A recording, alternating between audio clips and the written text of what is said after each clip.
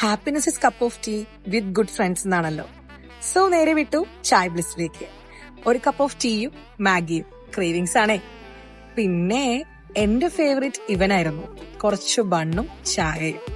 ഹരി കഴിച്ച് ഇഷ്ടപ്പെട്ടു എന്ന് പറഞ്ഞുകൊണ്ടാണ് ഞാൻ ടേസ്റ്റ് ചെയ്തത്. അതുകൊണ്ട് തന്നെ എനിക്ക് ഇഷ്ടമായി. പിന്നെ നൂഡിൽസ് ക്രേവിങ്സ് ആണല്ലോ, അതും കഴിച്ചു. അത് ആസ്വദിച്ച് കഴിക്കുന്നതിന്റെ ഇടയിൽ ദേ വരുന്നു ഗുപ്തൻ ആറ്റി കഴിക്കാനാ ഇഷ്ടം.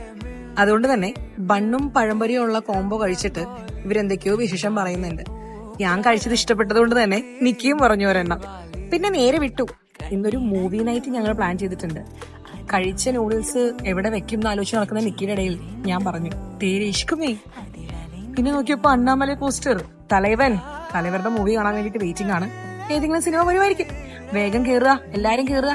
എന്തിനാണ് ഈ ഓട്ടം എന്നല്ലേ, നടുക്കുള്ള സീറ്റ് പിടിക്കാൻ. സിനിമ തുടങ്ങി. ഞങ്ങൾക്ക് പേഴ്സണലി ഭയങ്കര ഇഷ്ടമായി സിനിമ. എല്ലാവരുടെയും കപ്പ് ഓഫ് ടീ ആണെന്ന് ചോദിച്ചാൽ അറിയില്ല, കാരണം അത് ഓരോരുത്തരുടെ പെർസ്പെക്റ്റീവ് അല്ലേ.